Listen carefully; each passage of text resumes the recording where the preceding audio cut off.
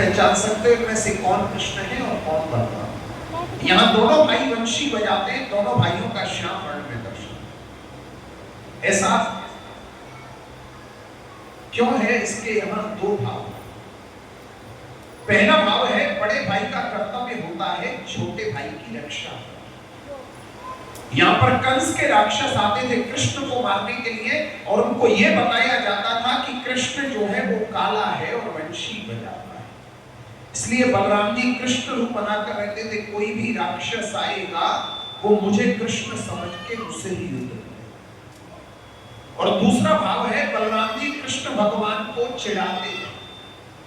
आप लोगों ने एक सूरदास जी का पद सुना होगा, भैया दाऊ होए की जाए मोसो कहे बोल को लीनो तू यशमत कब जायो और गोरे नंद यशोदा गोरी तू तत्कारो है। बलराम जी कृष्ण भगवान को चिढ़ाते थे कि मैं गोरा, मेरी मैया गोरी, मेरे बाबा गोरे, तू यशोदा मैया का जाया हुआ नहीं है, तू तो हमें पैसे देकर के बोल करेगा। तो यहाँ पर यशोदा मैया ने दोनों भाइयों का झगड़ा शांत करने के लिए कह दिया, मेरे लिए तो तुम दोनों ही कलुआ कलुआ एक जैसे। तो हमारे यहाँ दोनों भाइयों का एक ही जैसा लकुट बंसी सब एक ही जैसा शुमार होगा, आप पहचान ही नहीं पाओगे कौन कृष्ण है और कौन बलराम। ऐसा अद्भुत दर्शन आपको संसार में कहीं नहीं। और दूसरी विशेषता नंदगांव के दर्शनों की क्या है?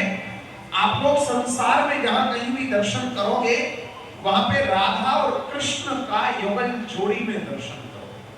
जहां भी राधा कृष्ण होंगे एक साथ होंगे, कहीं भी अलग अलग नहीं होंगे। लेकिन हमारे यहाँ राधा रानी की ससुराल है और ससुराल में जैसे बहू बेटी मर्यादा से सास के साथ में पर्दे से रहा करती थी, हमारे यहाँ आज भी राधा रानी उसी रूप से यशोदा मैया के बगल में कोने में पर्दे से विराजमान। ऐसा अलौकिक दर्शन आपको संसार में कहीं नहीं मिलेगा। एक बार प्रेम से बोलो राधा रानी की जय हो। एक बार और हाथ ऊपर करो।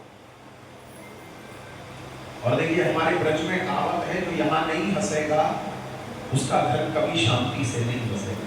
एक बार सब लोग प्रेम से ताली मार के हंस जाओ।